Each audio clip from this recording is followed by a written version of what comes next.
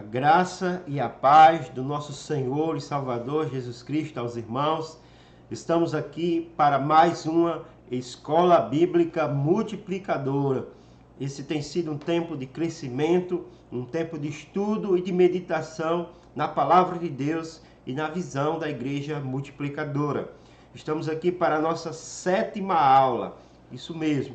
E se você não assistiu às aulas anteriores, peço que vá no nosso canal, na nossa playlist, no curso de formação de líderes multiplicadores e assista às nossas aulas anteriores para que você possa estar por dentro de toda a visão da Igreja Multiplicadora. Queremos pedir também, se você está assistindo esse vídeo pela primeira vez e ainda não é inscrito no nosso canal, peço que se inscreva em nosso canal, ative o sininho da notificação para que você possa ser lembrado pelo YouTube nas próximas aulas que você está acompanhando, ok?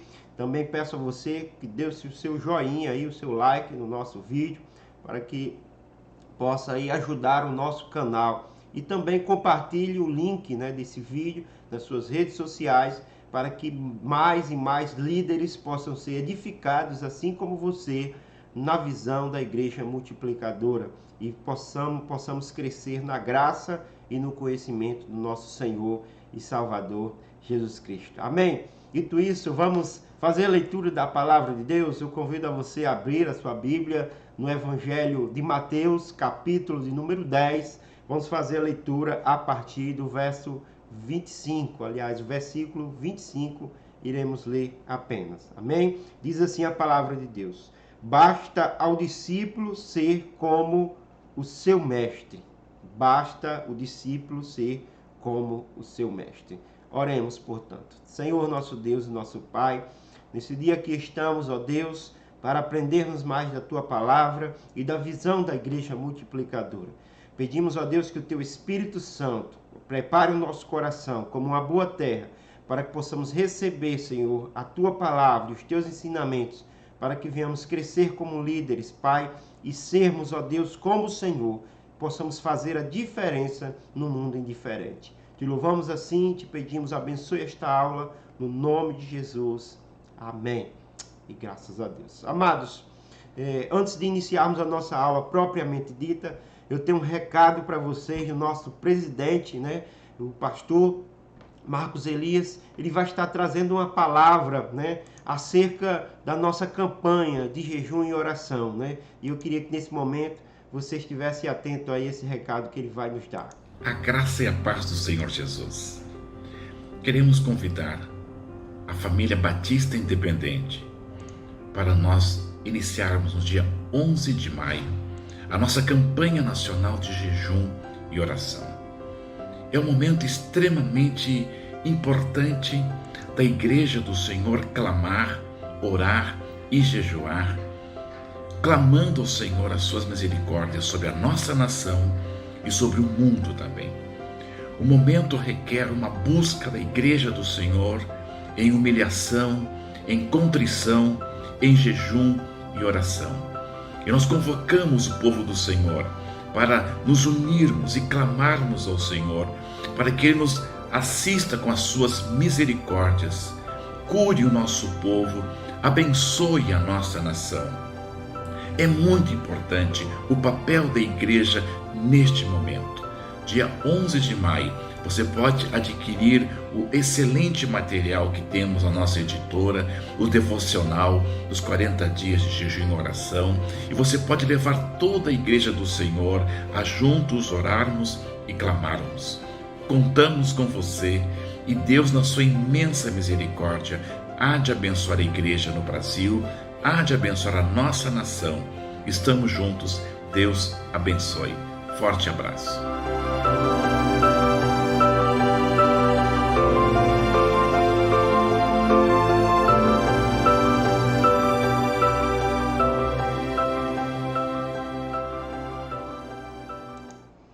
Amém. Então é muito importante estarmos juntos nesse tempo para jejuarmos e orarmos em favor do nosso país e do mundo, Eu tenho certeza que a nossa oração fará toda a diferença. Então eu quero convocar a todos vocês que são membros da EBIP. Amém? Vamos para a nossa aula, vamos iniciar a nossa aula.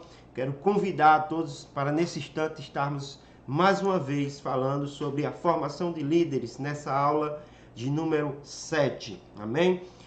Nós, como sempre fazemos no início das nossas aulas, nós recordamos, sobre os princípios que são basilares na formação da igreja multiplicadora, na formação da vida de cada líder, Então vamos lá, que princípios são esses? Aí nós temos a figura da mão para nos lembrar esses princípios, Cada princípio precisam ser vivenciados por cada um de nós na prática, Pastor, se nós como igreja não tivermos pequenos grupos, se nós não desenvolvemos o RD, Essas coisas são importantes, mas mais importante do que essa estrutura são os princípios, E eles precisam ser vivenciados por cada um de nós. Se a igreja viver os princípios, nós já estamos meio caminho andado. Que princípios são esses? Vamos lá. O primeiro princípio é o princípio da oração, Já temos feito discorrendo sobre isso. Na igreja moderna é uma igreja que fala muito de oração, mas que ora pouco, Em média, a vida de oração dos nossos membros não chega a 5 minutos, mas graças a Deus, como igreja, nós temos mudado essa realidade. O outro princípio é a evangelização discipuladora, Saímos daquele evangelismo tradicional para ensinarmos um evangelismo que é feito por meio do relacionamento. Eu preciso evangelizar as pessoas que eu conheço, que são o meu rol de amizades. Essas pessoas precisam ouvir falar de Jesus da minha própria boca. Amém? Terceiro princípio é a plantação de igrejas. Quando formamos líderes, nós plantamos novas igrejas. A formação de líderes, que é algo vital para a continuidade da igreja. Se nós não tivermos novos líderes, portanto, nós não teremos novos pastores, novos missionários, Nós não teremos, a igreja, portanto, não terá pessoas para dar continuidade à obra. E o último princípio é a compaixão e graça. Jesus nos convida, a sermos como Ele. Ser como Jesus é ser alguém que vive disseminando a graça e a compaixão do Senhor nosso Deus. Amém? Então, primeira reflexão de hoje, o tema do nosso estudo, Vamos estar falando sobre relacionamento discipulador 2. Então, essa é a segunda aula do mesmo tema. Se você não assistiu a primeira, aí, volta lá no nosso canal e assiste a primeira aula, relacionamento discipulador 1. Amém? Para iniciarmos a nossa aula, nós ficamos aqui com uma pergunta, Quem é o discípulo? E aqui nós temos um contraponto entre quem é um discípulo na visão de Jesus e quem é um discípulo na visão do discipulado moderno. A gente entende aqui que o discipulado de Jesus, o ponto inicial desse discipulado, é o interesse de estar junto de quem anda com Deus. Então, para Jesus, o ponto de contato, quem é um discípulo, pastor? Quem vai ser o meu discípulo? Para Jesus, é alguém que está interessado em andar com Deus, por meio da sua vida. E para o discipulado moderno, o ponto de contato é a conversão, é alguém que é convertido. Então, eu só posso fazer o discípulo de alguém que já é convertido. Na visão de Jesus, não era bem assim. Quem era o discípulo nos dias de Jesus? Quem essas pessoas que Jesus atraiu a si, e o que significava ser um discípulo no seu tempo?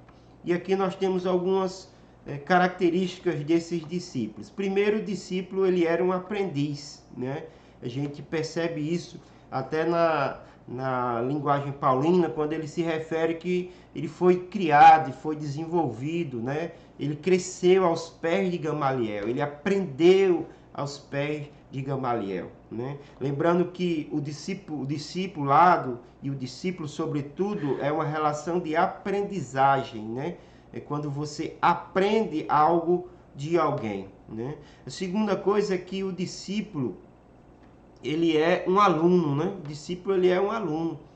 E a palavra aluno nos remete à questão do professor, Então, para que exista o discipulado, precisa existir a relação professor e aluno. Sem essa relação, não há como existir discipulado, né? Ou seja, o aluno e o mestre, né? No caso, o discípulo e o discipulador.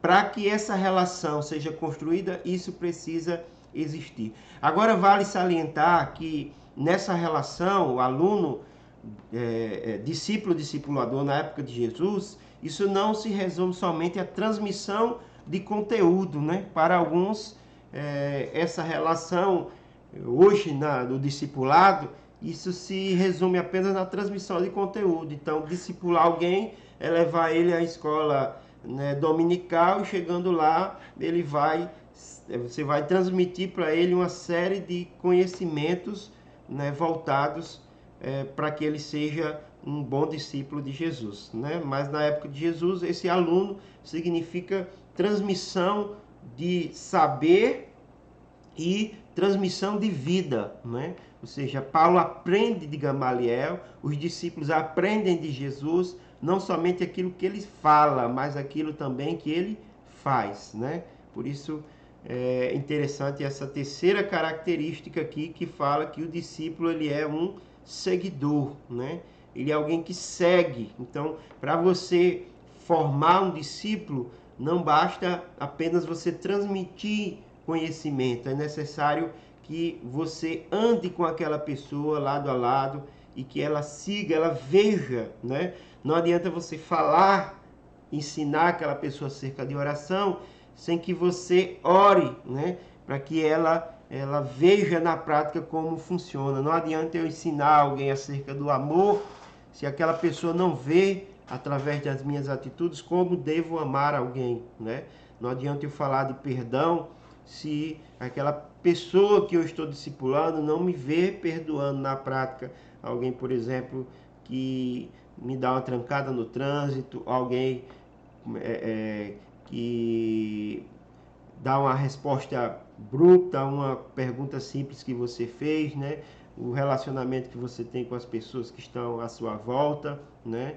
Quando elas lhe agridem. Então, é nesse momento que o seguidor vê como o discipulado é feito na prática. E outra característica é que o discípulo, ele era um imitador, né? Era alguém que andava e não somente aprendia, não somente seguia, mas também imitava, né? Tanto que o texto que nós lemos, a palavra de Deus diz: basta o discípulo ser como o mestre. Eu lembro que na época que Jesus, no momento que Jesus foi preso, né? E os seus discípulos se espalharam, alguns deles foram identificados. E por que foram identificados? Porque eles eram imitadores do mestre, ou seja, eles andavam, eles falavam como Jesus, eles se pareciam com Jesus, né? Então, no momento em que nós estamos discipulando, nós vamos se tornando parecidos com aquela pessoa que é o nosso discipulador, né? Essa imitação é tão estreita que Paulo disse: sedes meus imitadores, como eu sou imitador de Cristo. Amém? Vamos seguindo aqui no texto de Mateus capítulo 10, né, versículo 25, nós encontramos aqui a palavra de Deus também, né, falando acerca dessa importância de sermos como, né, sermos como o mestre. Foi o texto que nós acabamos de ler e também isso está em Lucas 6:40. Amém? O que significa seguir e imitar alguém nos dias de hoje? Nos dias de Jesus a gente já viu. Nos dias de hoje, o que significa isso, né? Primeiro, admirar a vida cristã do outro. Então, tem pessoas na sua caminhada, na nossa caminhada, que nós admiramos a vida daquela pessoa, né? Então, é alguém com a vida imitável. Então, esse pode ser um nosso discipulador. Segundo, significa também aceitar o compromisso de andar juntos, né? Para que você possa, então, imitar alguém, você precisa andar junto dessa pessoa para que possa amar a sua esposa como ele ama a esposa dele. Você possa ser alguém gentil, ser alguém honesto, ser alguém, né, que vive os princípios da palavra de Deus na prática, né? Terceiro, estar disposto a ter encontros ocasionais, né? Então, o discipulado não acontece por osmose, é necessário ter um esforço daquele que quer aprender, né? Seja um interesse, e para isso precisa se encontrar, precisamos rever, portanto, nossa agenda.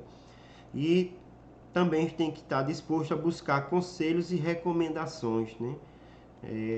Existe uma frase que diz o seguinte, que conselho, opiniões todo mundo dá, mas conselho somente de um especialista, né?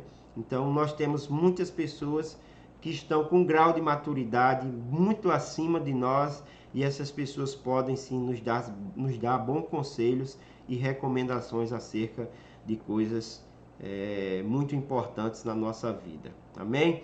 Como discípulos, aliás, como o discipulado pode acontecer hoje, né? Como é que esse discipulado ele pode ser evidenciado em nossas vidas hoje? Antes dessa parte aqui, eu gostaria de relembrar a gente que esse discipulado é traduzido por meio de uma missão. E esse vídeo agora vai elucidar um pouco para nós acerca disso. Jesus disse: ide e faça discípulos. E se ide, parecesse menos com isto e mais com isso.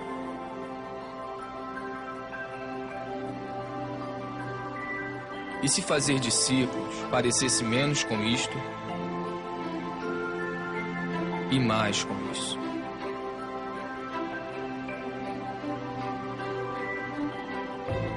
E se fazer menos eventos, encontros, prédios e grandes produções significasse menos estresse, despesas, dívidas, reuniões e angariações de fundo, nós seríamos mais livres para experimentar o seu amor, amá-lo, amar o próximo, libertar, servir, enviar.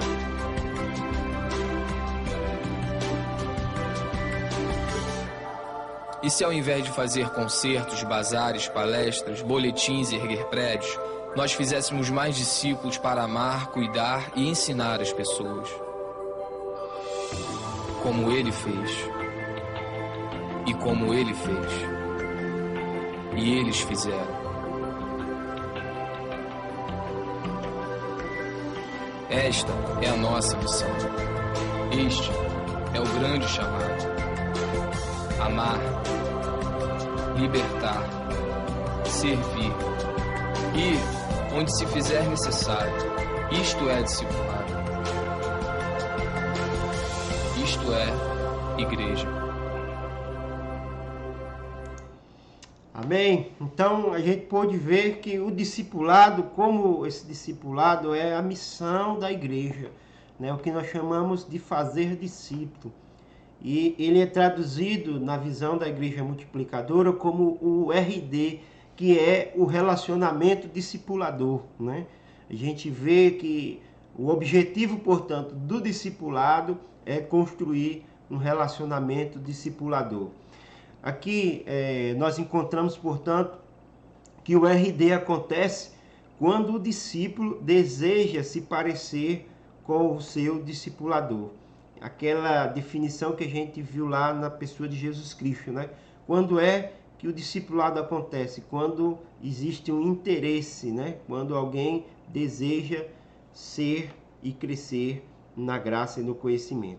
Mas as pessoas são diferentes e o RD não é uma padronização. Portanto, imitar alguém não significa dizer que você vá ser literalmente como aquela pessoa. Por quê?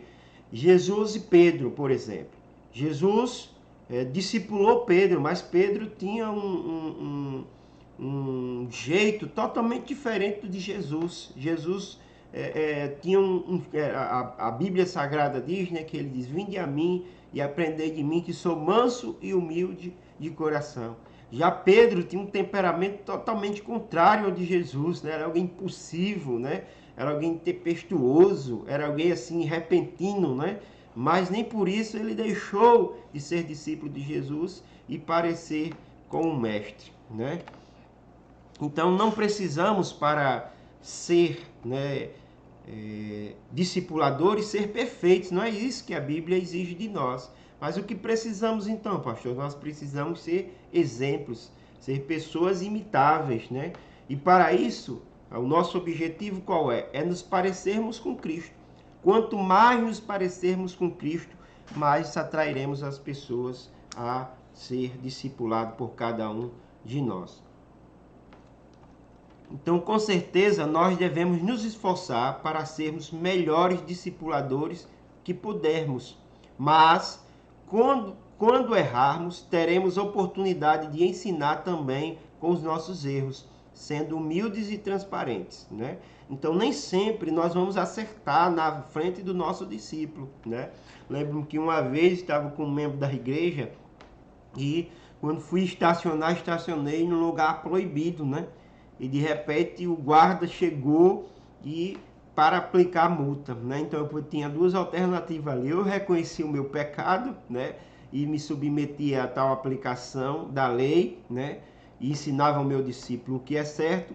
Ou eu poderia encobrir, né, aquele erro, questionando que o lugar, a sinalização estava errada, que estava apagada, que ele estava sendo intransigente, né, culpando o guarda. Poderia ter feito um escândalo, né, ter encobrido meu erro, né, mas graças a Deus, né, não foi essa a minha atitude, né, mas reconhecer o erro. Claro que para o discípulo foi um mau exemplo, né, porque eu acabei estacionando num lugar proibido, mas nós ensinamos os nossos discípulos também com os nossos erros, né? O que precisamos fazer, aliás, o que precisamos para fazer discípulo, né? Como Jesus fez os seus primeiros discípulos. Então, o que precisamos fazer é olhar para Jesus. Como foi que ele fez, né? Como foi que Jesus fez os seus primeiros discípulos, né? Se o discipulado envolve querer ser como alguém, então só quem tem uma vida imitável pode fazer um discípulo. É claro que aqui entra a questão do exemplo, né? Eu preciso ter uma vida imitável, alguém que esteja crescendo na graça e no conhecimento do nosso Senhor e Salvador Jesus Cristo, alguém que esteja num grau de maturidade de relacionamento com a sua esposa, com os seus filhos, né? Alguém que tem um bom relacionamento com os seus pais, no seu ambiente de trabalho, na sua comunidade, com seus vizinhos, né? Alguém que tem uma vida exemplar. Para isso, nós precisamos de algumas coisas. Primeiro, precisamos ter uma boa referência de quem nos conhece. Então, para fazer discípulo e para ser discipuladores, nós precisamos ter boas referências, né? Assim, daquelas pessoas que estão à nossa volta. Como é que nós vamos atrair as pessoas? Como é que elas vão querer imitar a minha vida se eu não sou um exemplo para as pessoas que estão à minha volta? Aqui nós encontramos um texto bem interessante. Diz assim: no dia seguinte, João estava ali outra vez, com 2 de seus discípulos, e, olhando para Jesus, que por ali passava, disse: este é o Cordeiro de Deus. Os 2 discípulos, ouvindo dizer isso, passaram a seguir Jesus, né? Interessante, porque aqui Jesus está tendo um testemunho de João. É João Batista, o grande João Batista, que está dizendo para os seus discípulos que aquele ali é o Cordeiro de Deus, é um profeta, é um homem de Deus. Então aqueles discípulos passam a seguir Jesus. Discipular, portanto, é liderar, e liderar é influenciar. Para que eu possa influenciar alguém, é necessário que eu tenha uma vida, né? Eu tenha boas referências às pessoas que me cercam, né? Se andarmos com Deus, as pessoas testemunharão isso. Sempre haverá quem queira andar conosco. Quando andamos com Deus, as pessoas vão querer andar conosco. Segunda coisa, precisamos dedicar tempo a discípulos em potencial, né? Interessante, vamos meditar aqui nesse texto, né? Diz o texto o seguinte: voltando-se e vendo que o seguiam, Jesus perguntou-lhes: que desejais? E eles disseram: Rabi, que significa mestre, aonde te hospedas? E eles lhe respondeu, vinde e vereis. E foram, pois, e viram onde ele se hospedava, e passaram o dia com ele, era cerca da 10ª hora. Interessante aqui, irmãos, porque esses discípulos aqui, essas pessoas que chegaram até Jesus, eles ainda não eram convertidos, né? Eles ainda não seguiam a Jesus, ainda não tinham ideia muito bem acerca da sua mensagem, né? E de quem de fato ele era. Mas eles demonstraram interesse, alguma coisa na vida de Jesus os atraiu, né? E Jesus, percebendo que aqueles homens podiam se tornar, ainda não eram, mas podiam se tornar discípulos dele, né? E ter uma vida na presença dele maravilhosa, Jesus diz o texto que talvez naquele dia ele tivesse uma agenda grande, né? Muitas coisas para realizar, muitos milagres para fazer, muitas pregações, né? Para discorrer. Mas diz o texto que Jesus disse aonde ele morava, né? Onde ele estava, e indicou o endereço. Eles foram junto com Jesus e Jesus passou o dia com ele, né? Então, para sermos discipuladores, para termos os nossos RDs, nós precisamos dedicar tempo a discípulos em potenciais, pessoas que estamos observando que podem gerar muitos frutos para a obra de Deus. Foi isso que Jesus fez, passou o dia com eles, né? Então, Jesus não somente ora, mas observa o jeito das pessoas para investir na vida delas. Quando o nosso jeito de ser causa impacto nas pessoas em redor, discípulos em potencial estarão por perto, né? E nós precisamos aproveitar essas oportunidades. Com certeza, na minha e na sua vida, vai surgir essas oportunidades. Terceiro, devemos ter uma mensagem que aguça a vontade de buscar a Deus, né? Então não basta apenas, né, você investir na vida dessas pessoas, mas você precisa ter uma mensagem que aguça essas pessoas a buscarem. Que mensagem era a mensagem de Jesus? Diz Mateus capítulo 4, versículo 17, o seguinte: desde então começou Jesus a pregar, arrependei-vos, porque é chegado o reino dos céus.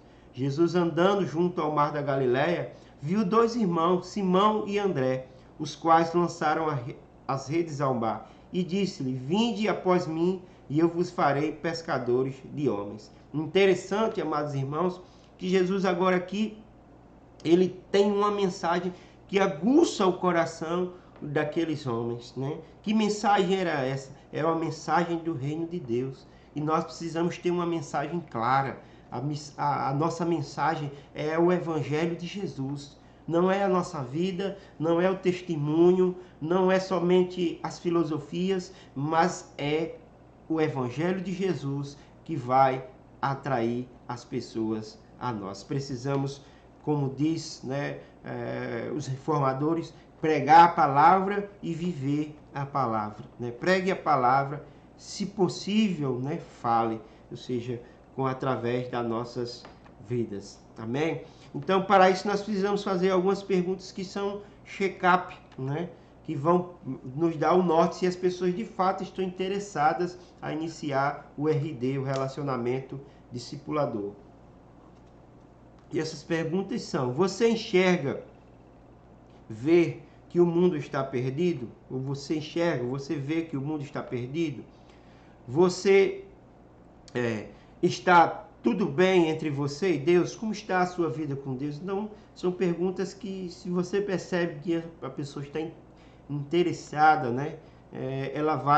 Essas coisas vão estar na linha de frente, ou seja, no grau de importância para essas pessoas. Você sente a necessidade de amar e obedecer mais a Deus, né? Então, tem pessoas que estão à nossa volta, amigos, colegas de trabalho, né? Pessoas da família, que sentem uma necessidade de amar e obedecer mais a Deus, mas não sabem como, e nós somos a resposta de Deus para a vida dessas pessoas. Você estaria pronto para se encontrar com Deus e prestar conta com eles, né? Você está pronto?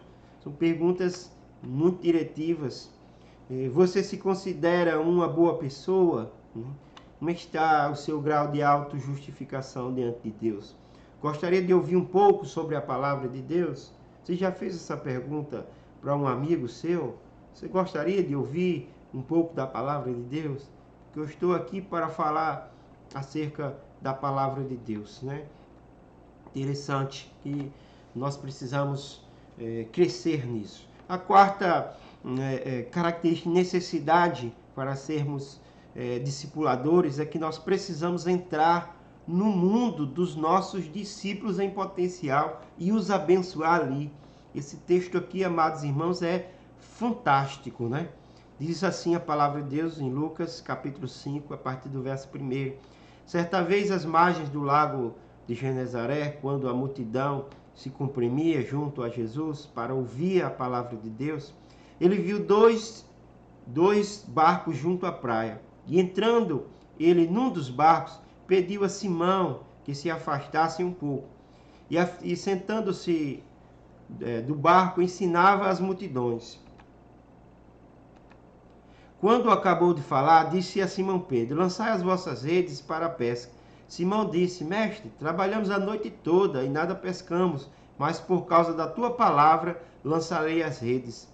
Feito isso, apanharam uma grande quantidade de peixes, tantas que as redes começaram a se romper, e acenaram então aos companheiros para virem ajudarem. Eles foram e encheram ambos os barcos.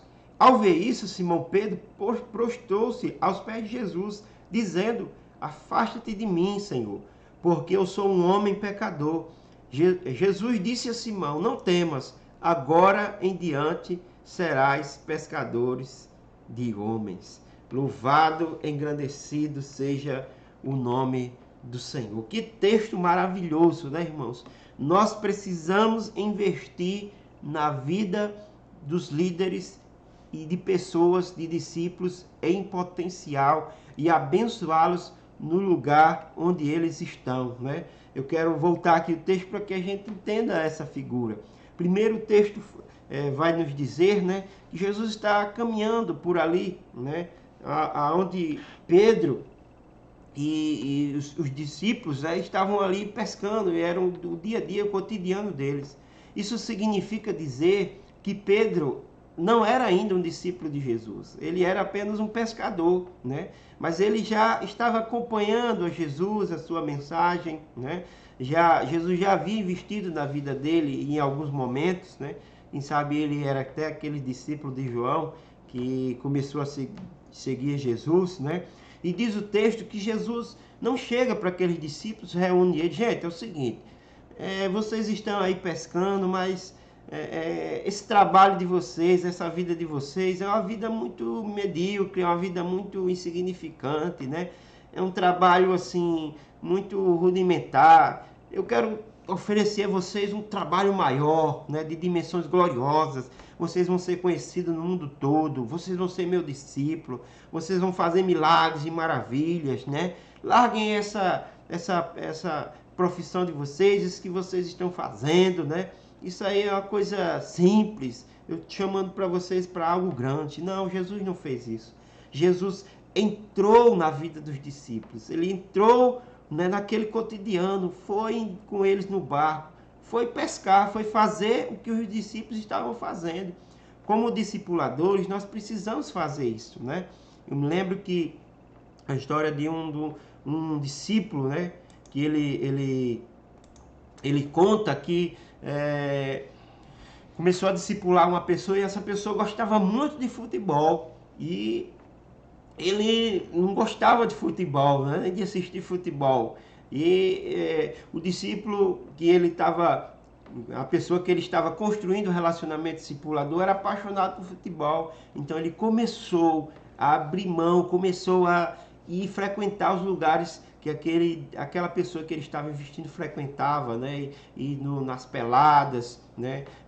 Estar junto com ele naquele momento de comunhão, até mesmo sem saber jogar. Mas por quê? Porque ele tinha um objetivo maior: fazer com que aquele discípulo entendesse, né, uma missão gloriosa. E foi isso que Jesus fez quando chamou Pedro para ser o seu discípulo, né? Então Jesus entra naquele barco e eles estavam pescando, só que a pesca não deu certo, né? E Jesus então fala para eles: gente, vamos vamos continuar nessa jornada, né? Nesse propósito, vamos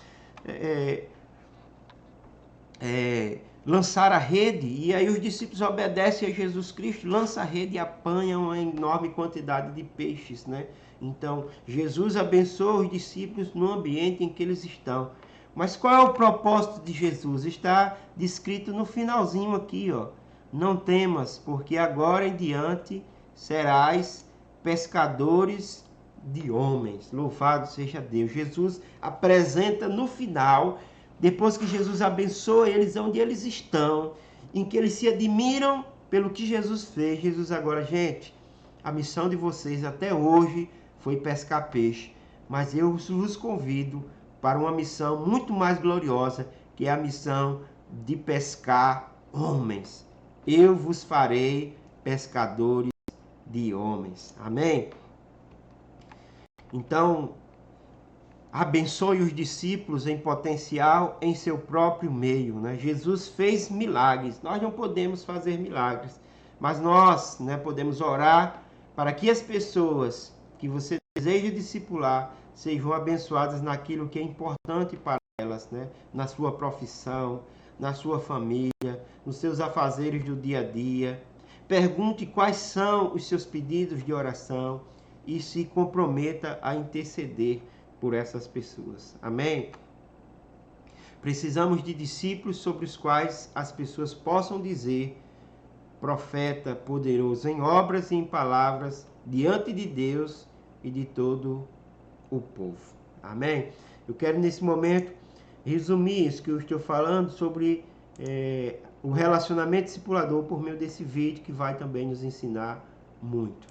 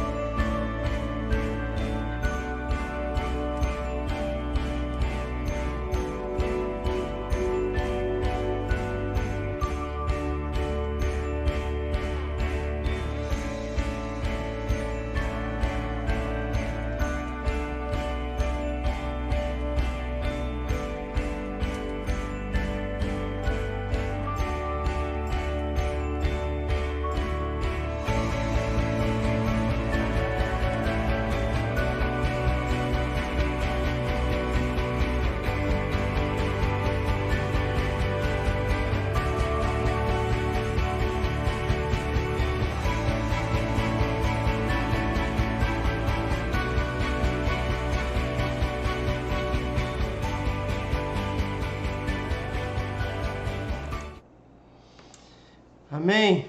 Louvado e agradecido seja o nome do Senhor. Isso é o discipulado, né? Traduzindo, é andar junto, é caminhar junto de alguém, a fim de que aquela pessoa, né, por meio do seu exemplo, da sua vida, se torne um imitador de Cristo, um discípulo de Cristo, né? Precisamos relacionar, precisamos agregar as pessoas, precisamos interceder pelas pessoas, precisamos zelar das pessoas, precisamos cuidar das pessoas, né? Tudo isso faz parte, né, do relacionamento discipulador que nós precisamos construir. Vamos continuar a nossa aula aqui falando sobre o nosso discípulo. Quem é o nosso discípulo? Nosso discípulo será todo aquele que, convertido ou não, manifesta o interesse de conhecer mais a Deus por meio da nossa vida. É um vizinho, é um amigo de trabalho, um colega da faculdade, esteja onde ele estiver. Se ele quer conhecer mais a Cristo por meio da nossa vida, nós precisamos, né, investir na vida dessa pessoa. Comece orando por essa pessoa, né? Comece convidando essa pessoa para um bate-papo, para um cafezinho, né? Comece a se interessar por essa pessoa, mostrar que ela não está só. Comece a dizer a essa pessoa que você está orando por ela, né? Que você se importa com a vida dela, né? Nós precisamos, portanto, intencionalmente investir na vida das pessoas. Qual a importância de um discipulador, né? E aqui nós temos um texto que é o exemplo de Davi e Natã, né? Davi e Natã. Natã era como um discipulador para Davi.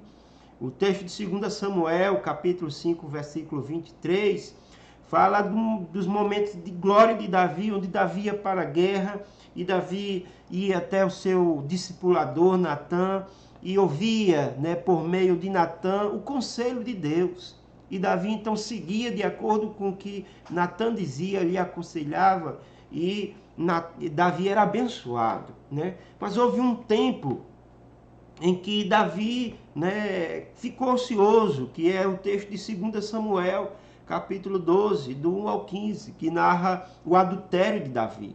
Davi deixou de fazer aquilo que era para fazer e começou a viver na ociosidade.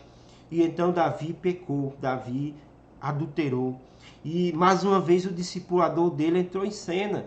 Porque imagine o que seria de Davi se não fosse Natã, né? Davi continuaria nos seus pecados e nos seus erros, porque o pecado ele tentou encobrir, né? Ele tentou esconder aquele pecado. Mas, graças a Deus, Natã surgiu na vida de Davi para mostrar a Davi o que ele deveria fazer, né? E diz a palavra de Deus que Natã chega contando uma história para Davi. Davi, rapaz, né? Diz que é um homem que tinha várias ovelhas, vários animais à sua disposição. E existia um homem que só tinha apenas uma, né? E esse homem que tinha várias, né, chegou e raptou, tomou daquele homem que só tinha uma ovelha, né? E a matou, a sacrificou, né? E então Davi, ao ver aquela história, fica revoltado. Diz, mas como é que pode, né? Tal homem que fez isso é digno de morte.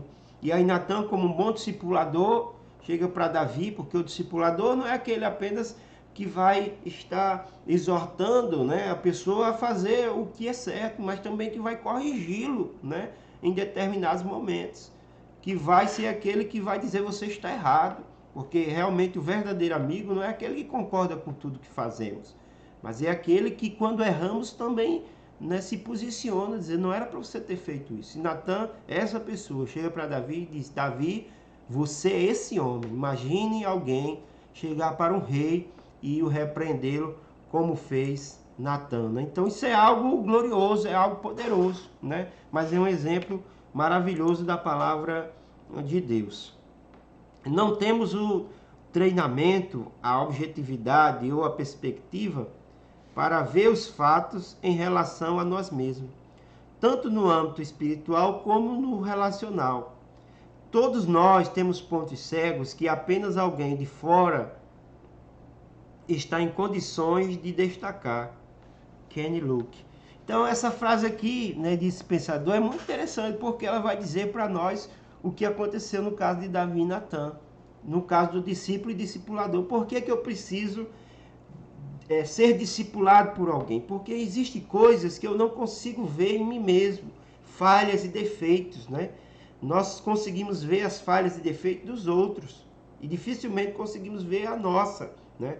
Mas o discipulador vai ser aquela pessoa que vai caminhar conosco e vai estar nos ajudando.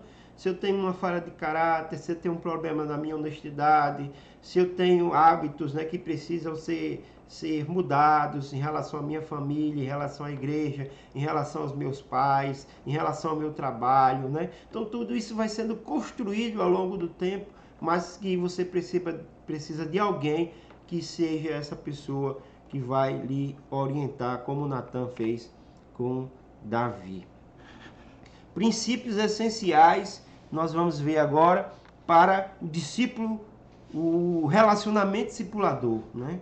Esses princípios, portanto, precisam ser aplicados na prática para que possamos colher frutos, né, do relacionamento discipulador autêntico e bem ajustado, né? O primeiro aspecto da vida do discípulo que precisa ser ajustado é a sua relação com Deus, né? Então, o discipulador vai ser aquele que vai estar sempre levando o discípulo a ter um bom relacionamento com Deus. O primeiro princípio é o princípio da intimidade, né? Aqui tem essa figura aqui que vai mostrar que esse princípio fala, né, do momento em que esses amigos, essa relação de amizade entre o discípulo e o discipulador, chega a um grau máximo, que é onde você confia no outro a ponto de você compartilhar a sua intimidade. Isso é importante, gente. Né? Por quê? Porque nós estamos vivendo, por exemplo, as estatísticas não são ao nosso favor. Existe uma estatística nos Estados Unidos, por exemplo, que diz que cerca de 92% dos evangélicos, dos crentes, né, dos Estados Unidos, já viram algum tipo de pornografia ou tem algum tipo de vício na área de pornografia. Isso é alarmante. Mas por quê? Porque as pessoas não falam a sua intimidade, as pessoas, né, elas ficam ali achando que a sua intimidade não pode ser compartilhada. Mas no RD é esse momento onde a gente fala algo das nossas profundezas. Então, se eu tenho algum problema na área sexual, eu conto. Se eu tenho algum problema, né, em relação aos meus relacionamentos, eu conto com filho, com marido, com esposo, né, com mãe, com pai, com irmão. Eu falo da minha intimidade, como eu estou, se eu estou bem, se eu não estou, né? Então o RD vai sendo desenvolvido. O segundo princípio é o princípio da descrição, né? Tudo o que é compartilhado pelo discípulo precisa ser guardado pelo discipulador. Isso aqui é muito importante, né? Aqui essa figura ilustra muito, né? Eu vou escutar, mas eu não vou compartilhar. Não, jamais. Aqui é o princípio como a gente entendesse pelo confessionário lá do padre, né? Onde ele escuta a confissão e é segredo mortal que ele vai levar para o túmulo, mas ele não vai falar a ninguém aquilo que lhe foi compartilhado. Então esse princípio da descrição é importantíssimo, né? E isso é usado até nos relacionamentos. Você tem um amigo, um grande amigo, você confia nele, a sua intimidade, você sabe que ele precisa ter descrição. No momento em que ele falar algo que você compartilhou, aquela amizade é desfeita. Do mesmo princípio é no RD.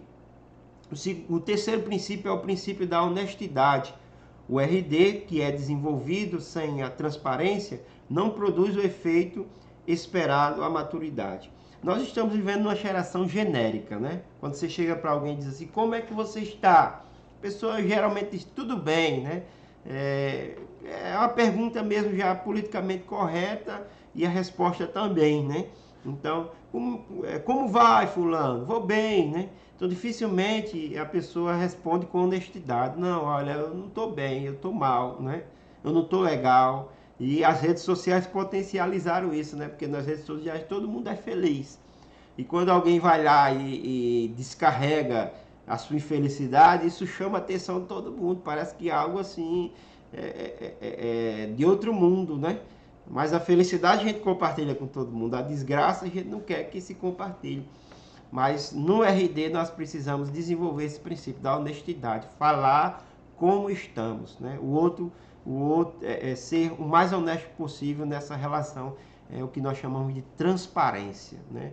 Se está mal, vou dizer: eu estou mal, por que estou mal, o que aconteceu, briguei, caí, né? Não consegui pagar, né? Agi assim, fiz isso, fiz aquilo, né? Então, ser transparente é um princípio vital.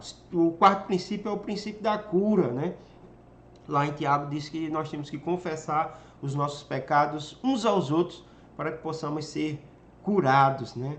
Há pecados que precisam de ajuda e de alguém para vencê-los, ou seja, para sermos curados. Então, por que precisamos confessar? Já diz a sabedoria popular: é melhor você confessar uma tentação de que estar compartilhando ou vivenciando a queda, né? Então, quantas e quantas quedas de crentes poderiam ser evitadas se eles compartilhassem o que está dentro do seu coração, né? Uma tentação. Pastor, existe, né? Nós estamos com uma taxa no Brasil alarmante. E a taxa, por exemplo, de divórcio, de adultério, entre os crentes e os não crentes é a mesma. No Brasil é a mesma. De cada 3 casamentos no Brasil, um dá errado, né? Ou seja, o índice de divórcio é alarmante. Cerca de 25% dos casamentos hoje acabam em divórcio, e a taxa entre os evangélicos é o mesmo. Por que isso? Qual é o fator principal do divórcio? É a traição, né? Então as pessoas sentem isso, não confessam, né? E acabam caindo, né? Às vezes, tristemente, há relatos de pastores que acabaram caindo com ovelhas, né? De líderes que acabaram caindo, né? Por conta dessa área, porque não confessam as suas tentações, né? Os seus problemas que passam, às vezes passam uma crise no seu relacionamento e não compartilha, né? No momento que eu compartilho: rapaz, ore por mim, porque eu estou passando isso no meu casamento. Ore por mim porque eu estou passando isso no meu trabalho, tem uma pessoa que está me assediando, né? Então, nós temos que compartilhar isso para que a cura venha e nós não venhamos sofrer a queda, né? O princípio da objetividade, né? Precisamos identificar as áreas específicas que precisam ser tratadas na vida do discípulo. Sermos objetivos. Qual é o seu problema, né? Todos nós temos um problema em alguma área. Às vezes é um problema de finanças. Eu sou uma pessoa descontrolada financeiramente. Eu gasto o que não tenho e depois eu passo vergonha porque muitas pessoas eu não pago, né? Eu sou desonesto nesse sentido. Então, ser objetivo. Outro princípio é o princípio da prevenção, né? Que é o que nós chamamos da solicitação de contas. A solicitação de contas favorece a prevenção contra o erro, né? Uma vez que o discípulo pode compartilhar com antecedência as áreas de sua vida em que tem enfrentado dificuldade. Esse princípio aqui maravilhoso. Quando nós sentamos, marcamos um dia, tomamos um cafezinho, né? Na casa, pode ser na sua casa, pode ser na casa da pessoa que você está discipulando, e então você vai fazer essa solicitação de contas. Você vai perguntar para essa pessoa como é que ela está, como é que você está, né? Você está bem, né? Como é que está a sua vida, como é que está o seu relacionamento com Deus, como é que está o seu relacionamento com a sua família, com filhos, né? Com o esposo, o marido, né? Como é que está o seu relacionamento com as pessoas de trabalho. Quando você vai perguntar como é que está a espiritualidade da pessoa, como é que está o seu relacionamento com Deus, você está lendo a Bíblia, né? Você está orando, sabe que isso é necessário para a sua vitalidade, né? Para o seu crescimento. Então, a solicitação de contas é algo primordial e importantíssimo. Amém? Vamos aí dar continuidade, finalizando aqui com as nossas perguntas, ok? Então, deixo 2 perguntas para vocês responderem e peço por gentileza que vocês respondam aí no comentário desse vídeo, certo? Deixe sua opinião acerca dessas 2 perguntas. Primeira: se discipular é ser imitável, compartilhe com o seu grupo. Quais as nossas maiores dificuldades para nos tornarmos discipuladores, né? Então, na sua opinião, se discipular é imitar, qual é a maior dificuldade para nos tornarmos discipuladores, né, na nossa igreja? Segunda pergunta: nosso discípulo será todo aquele convertido ou não, que manifeste o interesse de conhecer mais a Deus por meio da nossa vida?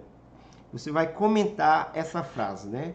Aquilo que eu fiz em relação ao contraponto, né, de Jesus e do discipulado moderno. Para Jesus, o discipulado começa quando alguém tem interesse de seguir a Cristo por meio das nossas vidas, né? Para o discipulado moderno, esse discipulado só acontece quando a pessoa se converte, vai para a igreja e a gente joga ela numa sala de discipulado para que ela possa aprender, né, conteúdos, e diferentemente do que era a estratégia de Jesus, né?